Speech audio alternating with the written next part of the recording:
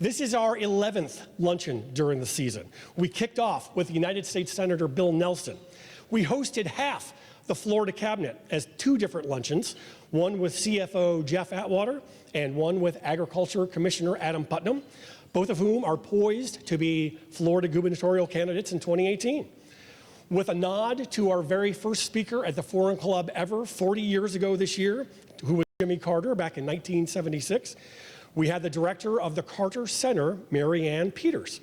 We hosted former Florida governor and presidential candidate Jeb Bush in the heat of the campaign, where we made the NBC Nightly News that night as Jeb answered a question about selfies that turned into a campaign trail selfie how-to demonstration. We had our own members of Congress, Louis Frankel and Ted Deutsch, talk together about national and international affairs. We had Supreme Court Justice Stephen Breyer, whom we surprised with a video from the very Boy Scout troop in San Francisco that he got his Eagle Scout Award from. We hosted a panel on how to fix the debt with two Fortune 500 CEOs. We had former governor and United States Senator Bob Graham, who received our Exemplary Elected Officials Award. Dr. David Newman, the Deputy Director of NASA, who could have been such a snoozer, but was totally awesome. And now today we finish up with United States Senator Marco Rubio. Along the way, we honored Dr. Donald Warren and George Wedgeworth with our Outstanding Public Service Awards. That, my friends, is a pretty good year. We are, yes.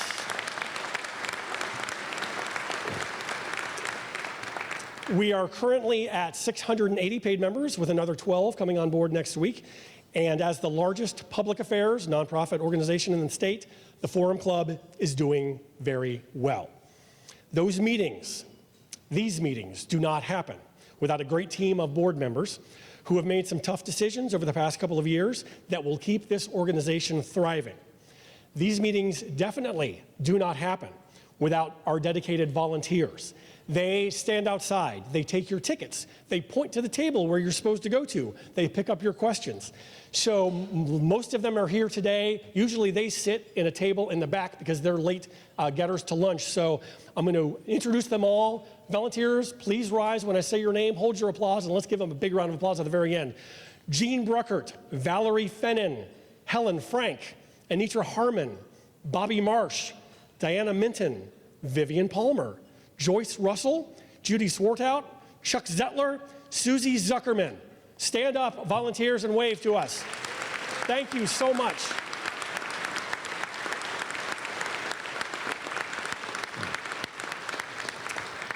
We also have Kathy Burke, who arranges all of our invocations, and Helen Gilmore, God bless you. You are here today from day one of the Forum Club. She arranges the student groups every meeting. Helen Gilmore, thank you.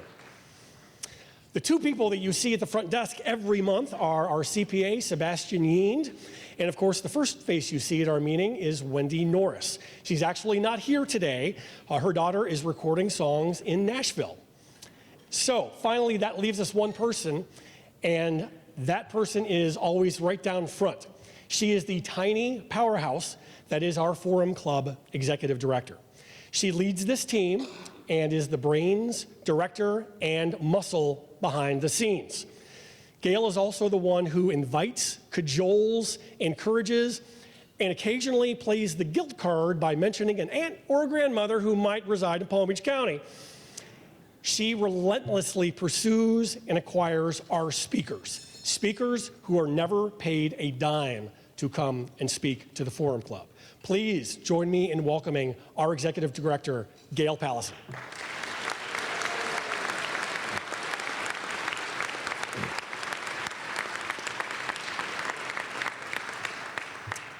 Now, when Marco Rubio was elected to the United States Senate in 2010, he set a steadfast objective for himself: help bring back the American dream.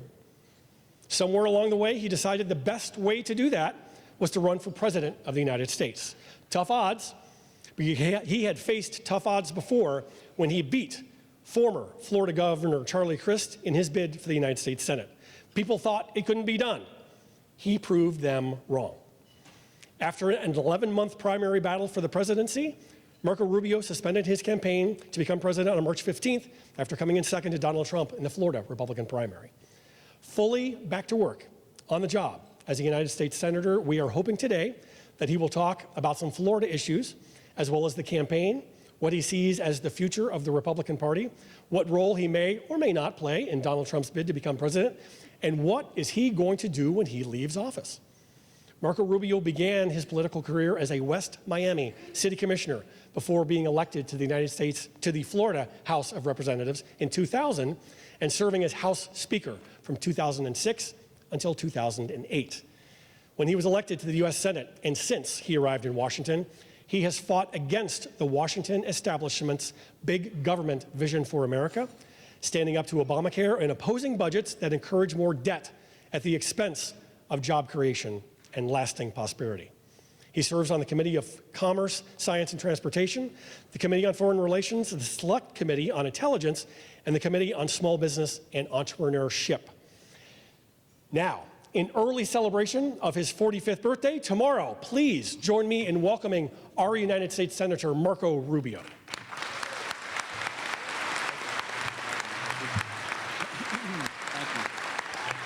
Thank you very much. Thank you. Thank you. Thank you very much. I'm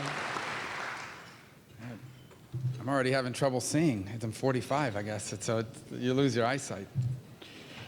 I feel 46, but especially after the last year. But in any event, thank you so much for having me. It's an honor to be here. And by the way, I think it's appropriate that Bill Nelson started the series in the beginning of the season and I close it. Actually, him and I have a very good working relationship. We were actually at dinner 2 nights ago and comparing notes about how we had met our spouses. His story is just so much better than mine, so we're trying to rewrite ours now to match his. But anyway, it's an honor to serve alongside him, and we work together on a number of issues which we'll outline today. My goal in speaking to you is to do 3 things. First, I'll talk specifically about the issues confronting Florida. I know some of you spend the summer, many of you spend the summer away from Florida, but I wanted you to know some of the issues that are ongoing in our state that you'll revisit when you return. Second, talk about some of the issues impacting the world. The most important job the federal government does is keep us safe and interact with other nations in the process of doing so. And so I wanted to discuss that.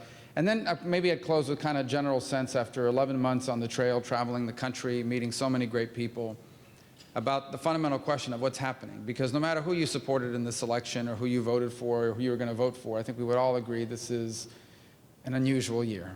And I think a lot of people want to understand why that's happening. And I'll give you my perspective, and you may or may not agree. On the Florida front, we always have so many issues. The one I've spent the most time on over the last 6 weeks is the Zika virus, and rightfully so. This is not a theoretical debate. It is a serious disease with deep neurological implications. We know it now impacts unborn children, no longer just in the first trimester, but we now have growing evidence of the second trimester. Infection with it has now been increasingly linked to the acquisition of Guillain-Barré, which is a debilitating condition. If you've ever known anyone to have it, could be fatal. There's no vaccine. It is transmitted primarily through mosquito bites, although it can be transmitted sexually as well. And it is spreading like wildfire. On the island of Puerto Rico, a territory of the United States, over 500 confirmed cases. In the state of Florida, over 110 confirmed cases. The CDC says that we are probably just weeks away from a Florida or a continental United States transmission by a mosquito.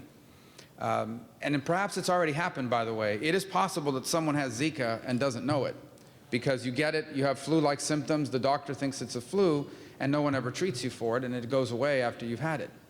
And there's no commercially available test for it. It's a real issue.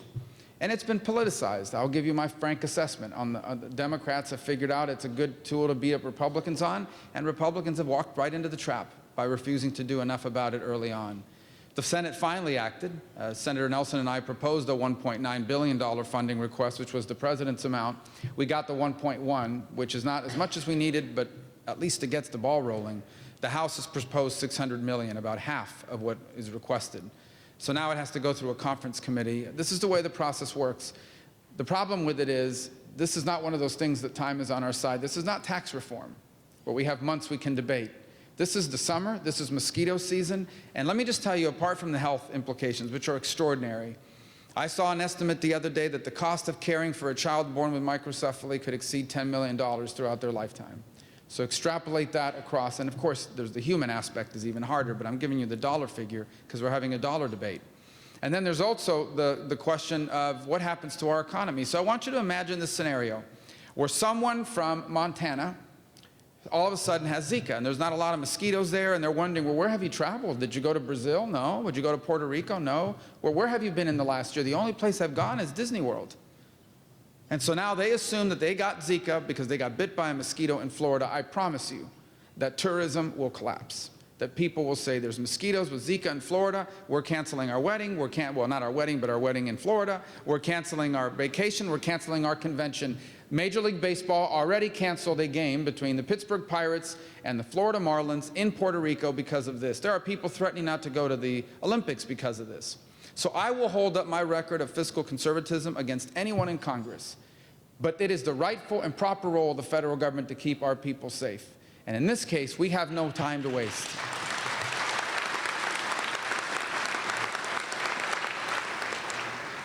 Second is issues that are perpetual concern in Florida involve, of course, the environment and the Everglades. And as you all know, being so close to Lake Okeechobee, there are a number of projects that we've been able to get authorized, including the deauthorization of 10 Mile Creek, turning it over to the Water Management District, that will allow us to retain more water, improvements made to the dike that will allow us to maintain more water and as a result prevent water flows. It's not all enough. There's more that needs to be done, and the federal government has never stepped up to the plate over years and years of not funding these and other projects.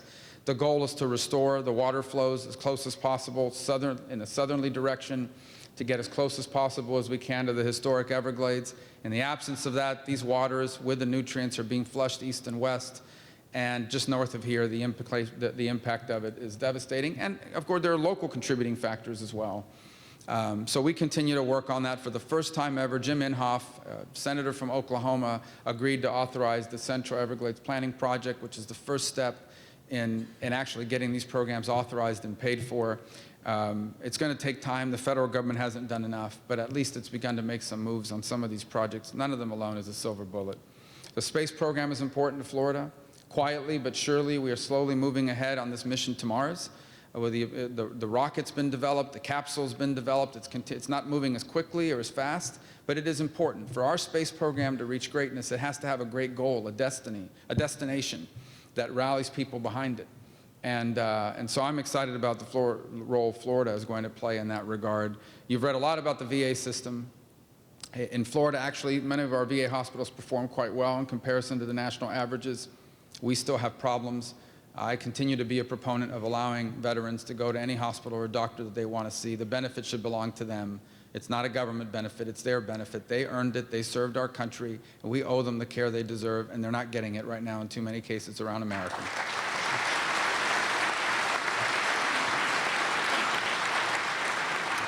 We are also involved in Northwest Florida in a water war with Alabama and Georgia.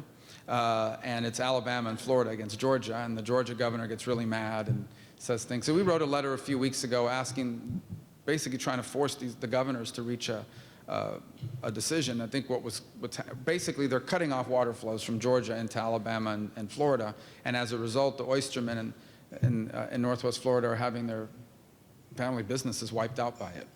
So we're engaged in that endeavor, and there's other to talk about. There's one personal one that I've been involved in lately, and one that I wanted to share with you, and that is about October of last year. My staff was notified of deplorable conditions at a housing and urban development project held by a 501c4 ministry of some sort in Jacksonville, Florida. My staff visited these homes. What they found was gas leaks. They found rotting walls. They found windows that didn't open. They saw staircases that were literally about to fall, being held together by duct tape. Really deplorable conditions. And we became engaged in trying to get that fixed. The progress has been so slow. I finally visited that facility after not seeing enough process about 2 weeks ago. And what I saw there was deplorable. That these people are receiving the Section 8 housing funds, these companies that run these buildings, and they're not putting a penny of it into keeping these buildings up. They are, however, hiring some of the most expensive firms in Washington, D.C. to do their PR and their political lobbying. And so I find that to be outrageous. I've worked with the Secretary of HUD. I'm working with Senator Nelson. We were able to pass some amendments to the HUD bill to change the way these projects work because they're stealing your money. They are stealing your money. These are agencies that are receiving millions of dollars in federal funds, and instead of using it to upkeep the building as required by law, they are pocketing it. And they're doing nothing with the money, and in many cases paying themselves exorbitant salaries, like over $500,000 for the reverend, quote unquote, who runs this organization that is responsible for this facility. So these are important issues, and they matter to us deeply, and here in the state we always have big issues, and we'll continue to confront these issues. We have a migratory crisis brewing from Cuba. We already have more migrants from Cuba in the first 4 months of this year than we did all of last year. So we're involved in that issue, and in particular the abuse of public benefits. You now have people arriving from Cuba, they're here, and then they basically move back to Cuba, returning for a few days every few months so they don't lose their status. And because they are automatically considered refugees, they qualify for a package of federal benefits, sometimes in the thousands of dollars a month. And the cases are real of people complaining that they're having a hard time accessing their benefits.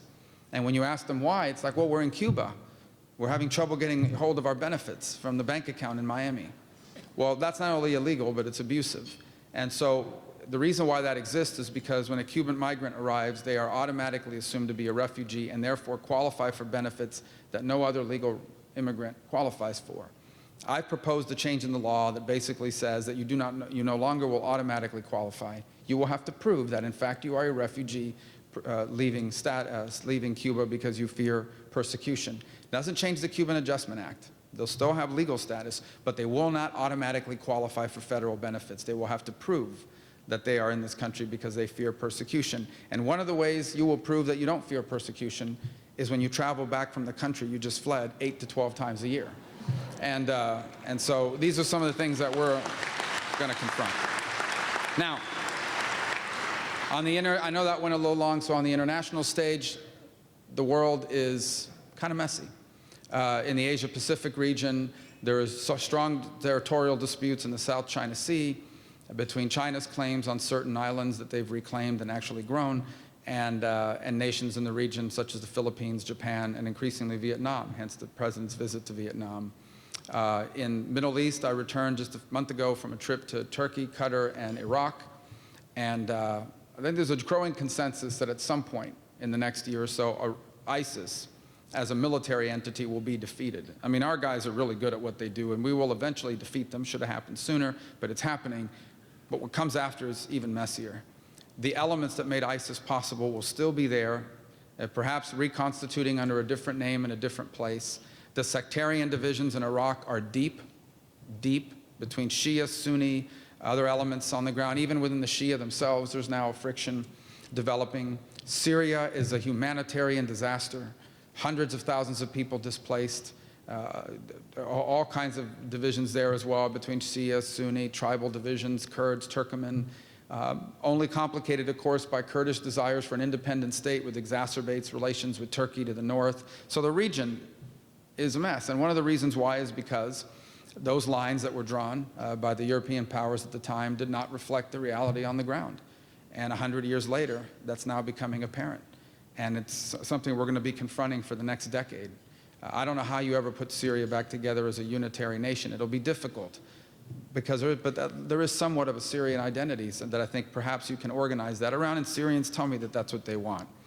In Iraq, it gets a lot harder. The Kurds absolutely want their own country. They want nothing more to do with the government in Baghdad. The government in Baghdad is dominated by the Shia, and the Shia are resentful because Saddam Hussein was a Sunni and was harsh to them for many, many years. And so now they want power at the expense of the Sunni. Suffice it to say, it's quite complicated.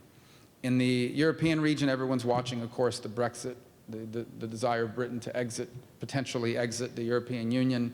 All indications are that may not pass, but there's strong support for it. In the Americas, there's a lot of good news to talk about. Argentina elected a sane person as president, so that was an improvement. And a good person, by the way, doing a good job. Peru has 2 candidates for president, either one of whom would be a significant improvement. And then there's some disasters. The Northern Triangle of Honduras, Guatemala, and El Salvador are some of the most violent places in the world. 3 of the 5 most violent cities on the planet are in the Western Hemisphere. San Pedro Sula in Honduras, San Salvador in El Salvador, Caracas, Venezuela. Very dangerous, incredible amounts of violence and murder rates. And I'll be visiting Honduras, by the way, next week to review some of the programs that we're doing there. And then Venezuela is a total disaster. It's on the verge of collapse. Massive power outages, the basic cancellation of democracy, a rubber-stamped Supreme Court, and people starving. Children dying in hospitals for lack of basic medicines like antibiotics, basic antibiotics. So it's a terrible situation, and if any of you are close to that, you know how bad it's become. Finally, here at home, we are living through an extraordinary economic transformation. If you read back 100 and some odd years at the Industrial Revolution, that was disruptive. Up to that point, most of the products you would buy were made by someone in their home. But then the Industrial Revolution made mass production possible.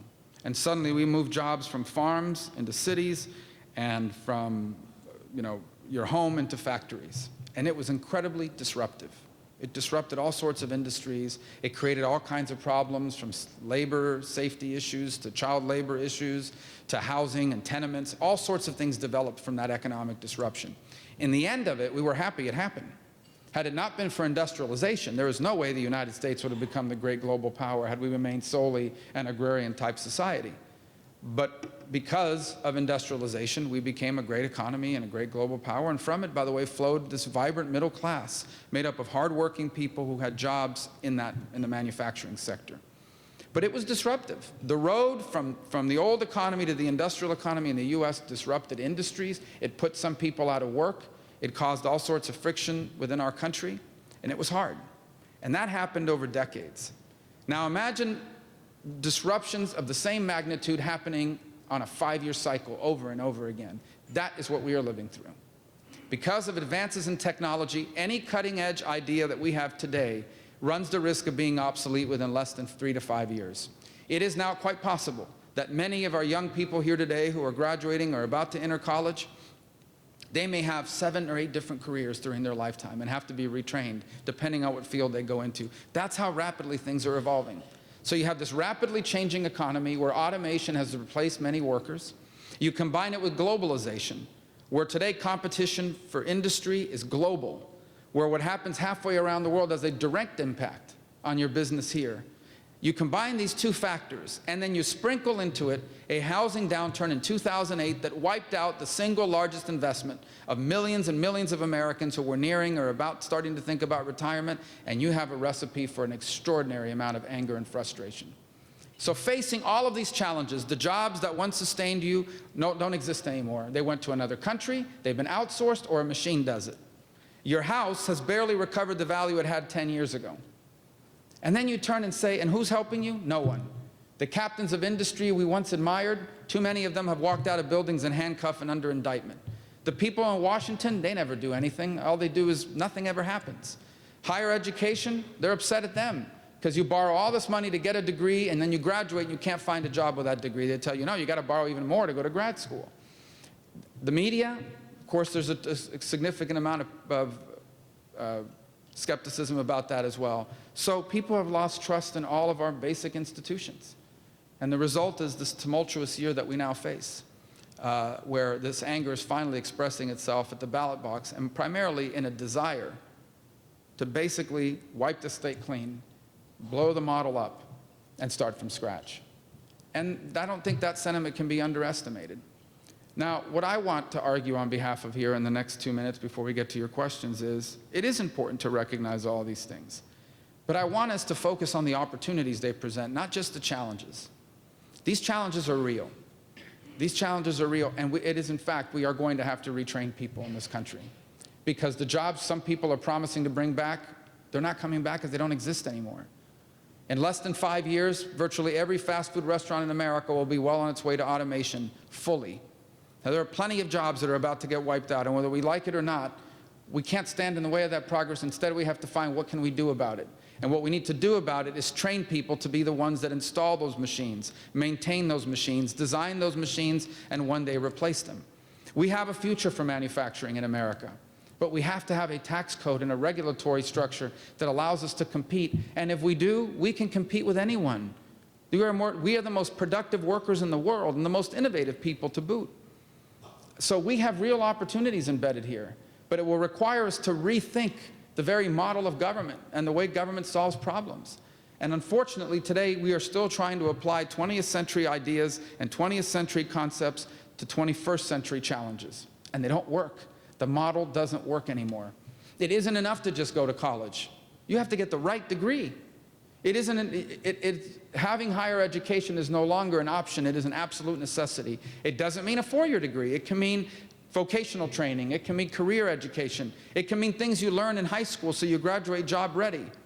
But it is no longer an option. It is now a necessity. Anyone who does not have some form of advanced training in the 21st century is doomed to economic struggle, given the changes we now see in the world. It'll also require us to interrelate foreign policy and economics more than ever before. Because I will say this to you, there is only so many jobs we can create if all we do is sell things to each other. We need to be able to sell things to the hundreds of millions of people on this planet that not long ago were starving to death. And now they take vacations, drive cars, buy televisions, and love buying American things. We have to be able to sell them things. And that means it behooves us to have a stable world where a consumer class is being created because of prosperity in all these countries. But in order for that to happen, it requires global stability. And you cannot have global stability without American leadership. We can't solve all the problems in the world. We can't, and we shouldn't try. Ultimately, the future of Iraq belongs to the people of Iraq. The solutions in Venezuela belong to the people of Venezuela. It is not that America is going to go in and micromanage these things. But here's what I'm here to tell you.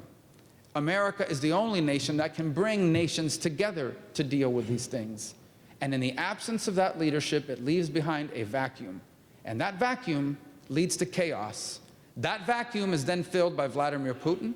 That vacuum is then filled by Al-Qaeda and radical Islamists. That vacuum is then filled by other powers whose desires are different from our own.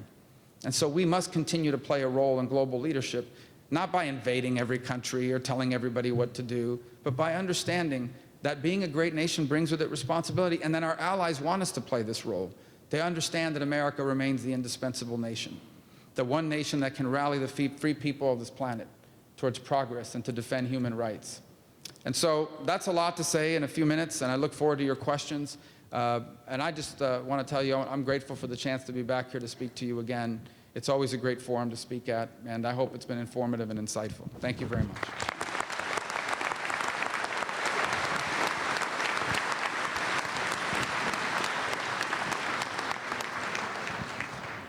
Thank you, Senator. Our first two questions are from our students. So I think we're going to begin with our students from Florida Atlantic University. Please tell us your name first. Good afternoon. Thank you, Senator Marco Rubio, for being here today. My name is Billy McElligott, and I'm a senior at Florida Atlantic University. I just wanted to say first that I love the comment you made about, we're going to be finding 7 or 8 jobs in our lifetime, but as a political science major, I'll be thankful if I find one. My question. Because you're going to law school, aren't you? That's the plan, yeah. I need. Another attorney in Palm Beach County, right? Yeah, do we have a shortage of attorneys? I hope so. So my question for you, sir, is that recently we saw Representative Dave Jolly put through an act called the STOP Act and basically stated that congressmen spend half their time, fundraising for their office. Is this true? Do we actually see this? Do you spend half your time fundraising for your next reelection, sir? No, I don't know anyone who spends, maybe somebody does, but I don't know anybody who spends half their time fundraising or even anything close to that. Look, fundraising's a bear. Some people like doing it. I don't necessarily love doing it. Here's the problem. These TV stations keep charging for commercials. And so as long as the media keeps charging you to advertise, to communicate with voters, you have to go do it. You have to raise money to be able to communicate. Otherwise, what you stand for is entirely at the mercy of those reporting. And I can just tell you, the people that report on the things I do, sometimes they get it right, and sometimes they don't get it right. And I have a right, a First Amendment right, as a candidate to contribute, to directly communicate to voters. And unless you're going to self-fund it, which many Americans can't do, then you have to go raise money. Here's the key, though. For me, this is what I've always done. I have always put what I stand for in writing, whether it was my time as Speaker of the House and 100 Ideas for Florida's Future, whether it was when I ran for the U.S. Senate and put up my ideas online, whether it was now when I ran for president and I wrote a book. People see what I stand for. My policies are in writing as the campaign starts. If someone decides to help me financially, they are buying into that agenda. I'm not buying into theirs, and I'm accountable to that document and to the words I wrote. And here's the functionality in the real world. Because of what I stood for, there were people who donated to my campaign. And because of what I stood for, there were people who spent money to defeat me. There's money on both sides of these debates. So, in the end of the day, look, I wish there was a better solution for it. But the fact remains that it does cost money to communicate. We shouldn't lie to each other here. It costs money to communicate to voters.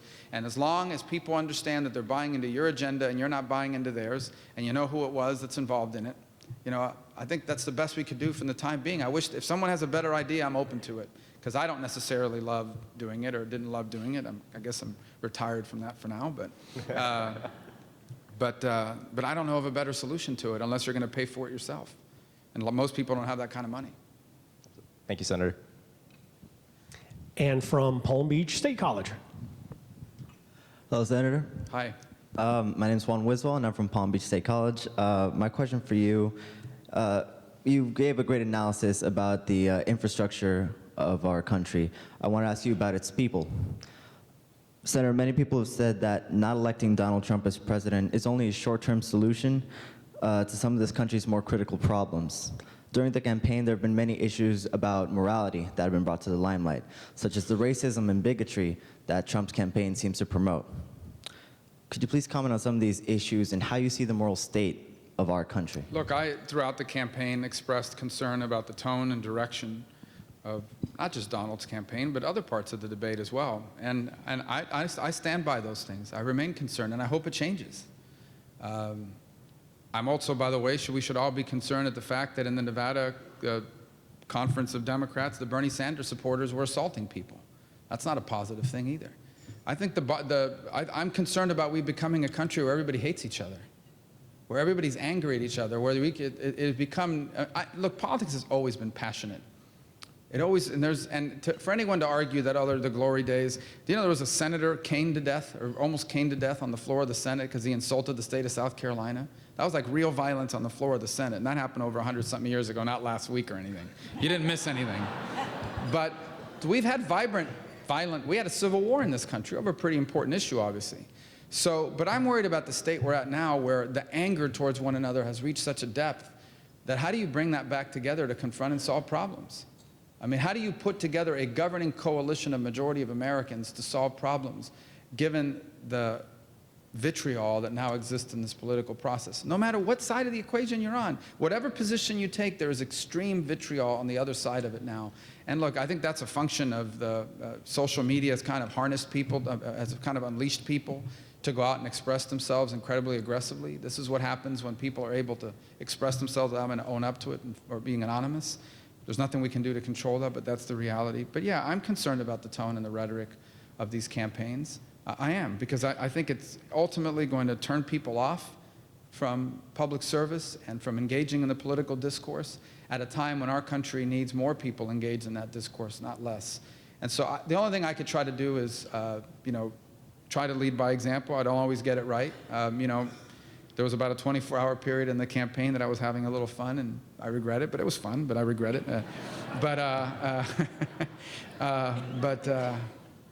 Yeah, but anyway. But overall, I'm proud of the way we conducted our campaign, and other people will have to choose their own path.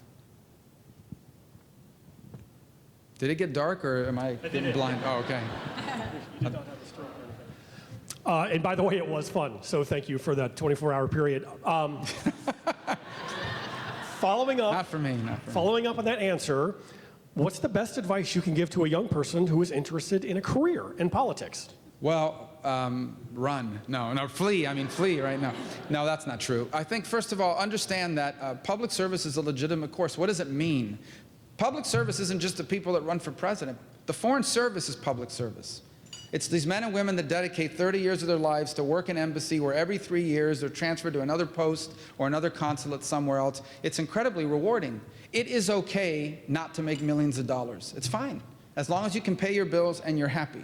Because in the end, one of the things you should hope to achieve in life is to do something you're good at and that you love to do. I always tell people, if you're good at it but you don't love it, it's a job. If you love it but you're not good at it, it's a hobby, like many golfers. But if you love it and you're good at it, it's a career, it's a calling. And so if that's something you're passionate about, don't let people shame you into the notion that, oh, why are you going to do that? That doesn't pay anything. That's not the reason not to do it. Public service, I would encourage you to look into it if that's something you care about. Public service is something you should look at in different aspects of your life. Some people want to make a career of it. Some people want to start early. Some people want to be successful in business and then go into it. But it doesn't just mean elected office.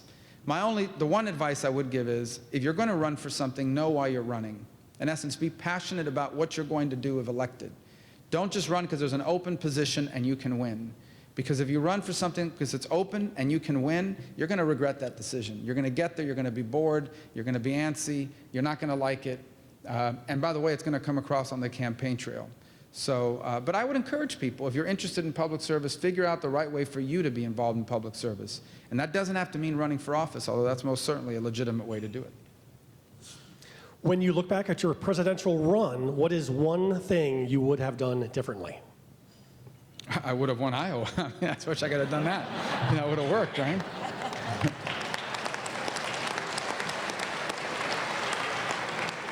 No, look, I'm not sure anything we could have done differently would have changed the outcome. This was an unusual year. Think about it, we had 17 people running for president, like 17 credible candidates, not like, some strange people. 17 legitimate candidates that can raise money and were fundraisers. These were real candidates, not some weirdo. And they were legitimate candidates moving forward. And of the 17, it narrowed down to 3 or 4, and I was one of the last 3 or 4. I finished 3rd in delegate count. Now, that doesn't mean anything. You don't get a bronze medal for it. But I'm proud of the campaign we ran despite that. Could things have gone differently? Yeah, I believe if we had won Virginia, we came within a point of doing it, Super Tuesday would have been a very different night for us. And the trajectory of the race might have gone in a different direction. It didn't work out that way. After Super Tuesday, we the bottom, fell out. People don't vote for people they think are going to lose, and that's the struggle we faced. In New Hampshire, because I chose not to attack Chris Christie and repeated myself 5 times, that it hurt me 3 days later. And had we done better, had we finished 2nd in New Hampshire, we would have gone into South Carolina with a 4-person race instead of a 6-person race. That might have been enough to win there. So you can, I don't spend a lot of time thinking about this, as you can see, but actually I don't. But I've thought about it enough to know but I don't regret it.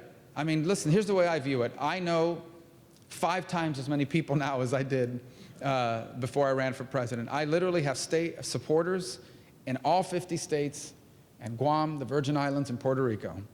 I have met some extraordinary people that are successful in business and successful in life.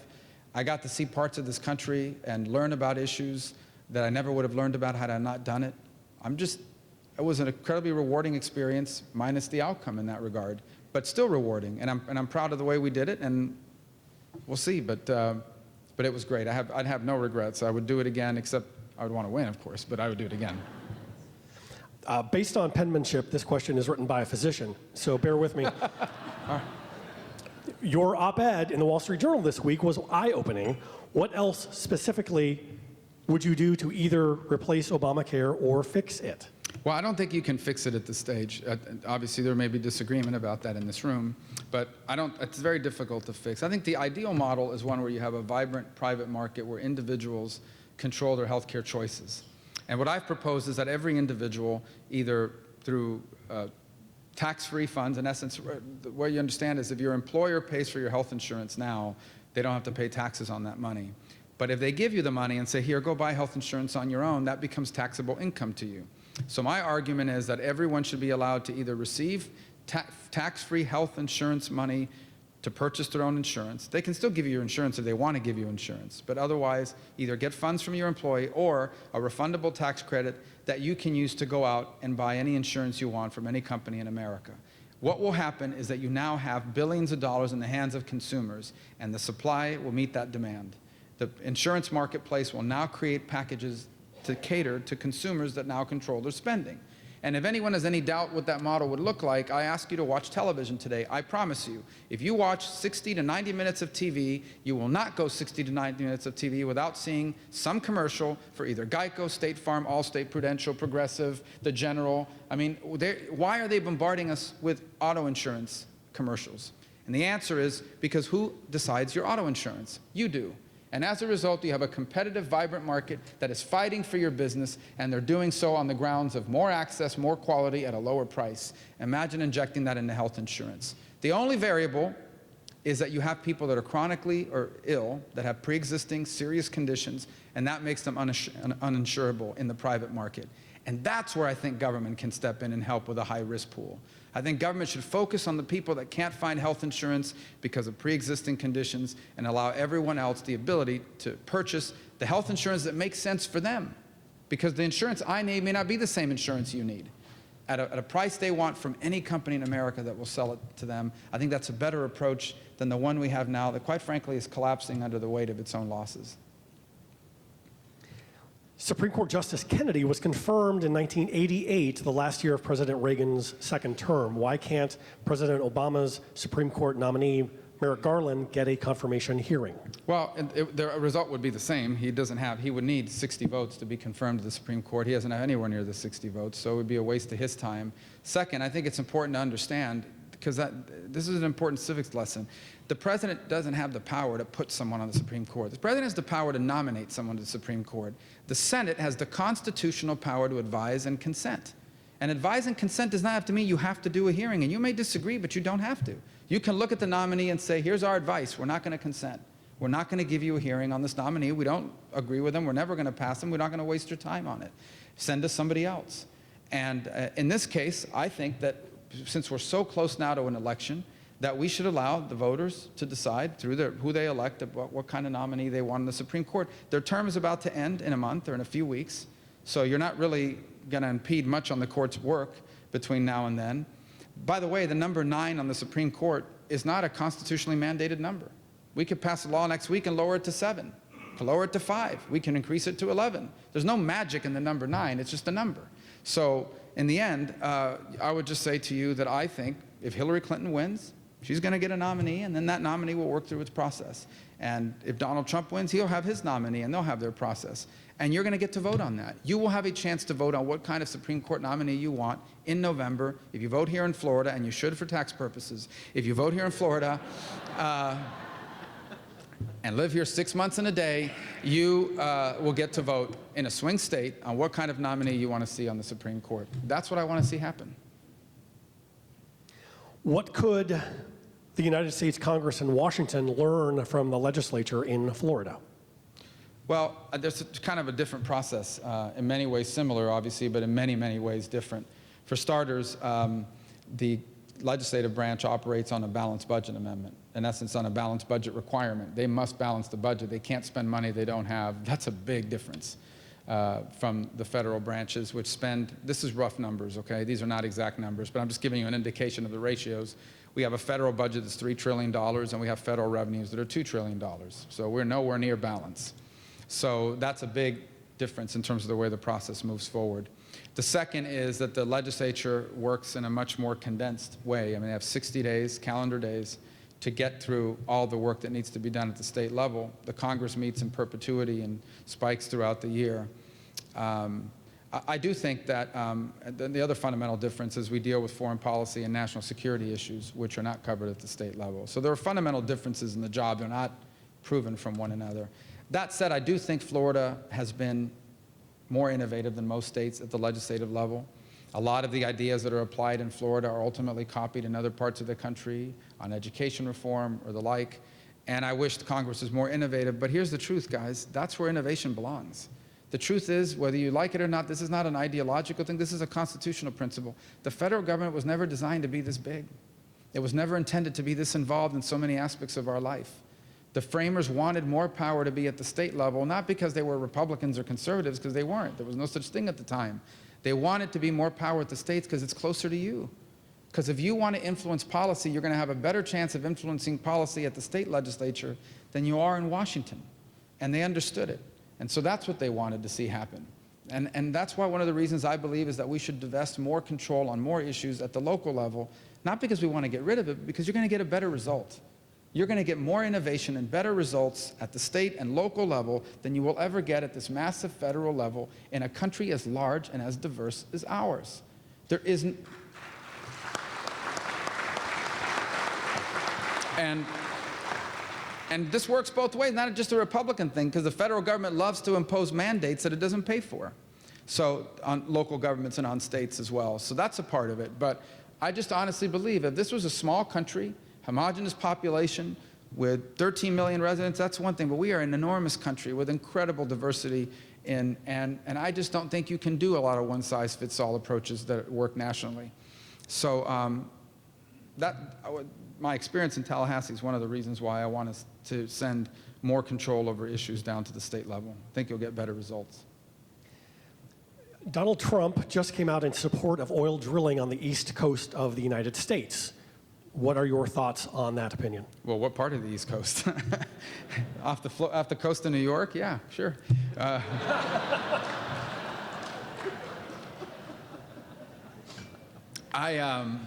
This is all a joke. The press is here. Rubio calls for East Coast drilling off New York. So let me clarify. Look, I'm a supporter of oil exploration. I believe it is done safely, repeatedly, all over the world. We do it better than anyone on the planet. I think we have an obligation to our national security to do it in a way that's responsible.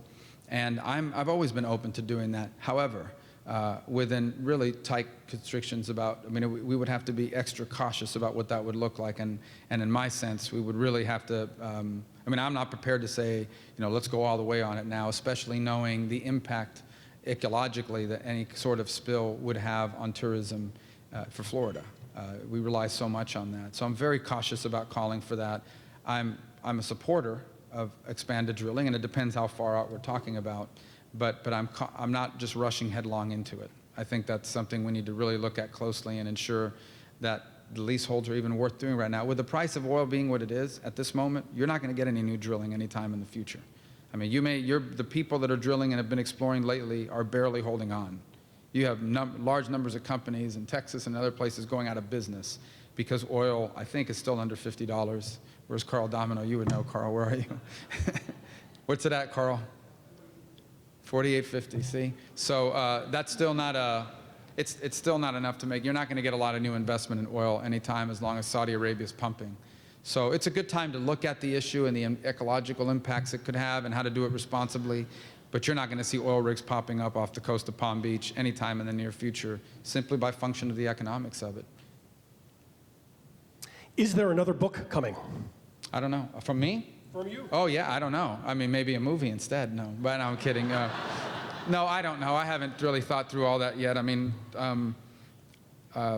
Obviously, I've really focused on the Senate tenure, and that's all I've really been focused on. And I've got someone kind of looking at all the other stuff, and we'll see. I'm open to doing a lot of different things, but I don't know yet. Who would play you in the movie?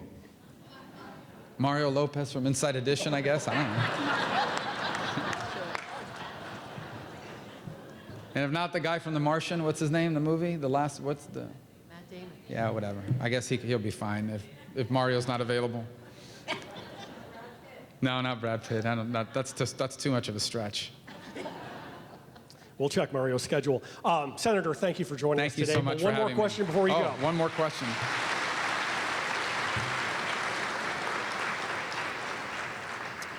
This is a little game of Forum Club Feud. We've polled our audience. The top 4 answers are on the board. The question is this: what's the better job for you come next January? I'm going to list off our top 4 answers. If you would pick the best job for you and tell us why it is, we would appreciate it. Job number 1, network news analyst. Job number 2, author. Job number 3, vice president of the United States. Job number 4, Miami Dolphins assistant GM. Well, what do you mean assistant GM? I think if I had to make me pick right now, I'd pick number 4, and then just within 6 months do like an internal coup and become GM. So we'll see. I'm excited about the future, but we're going to focus on the present. So I'm grateful to speak to you today. Thank you, Thank you Senator. for having me.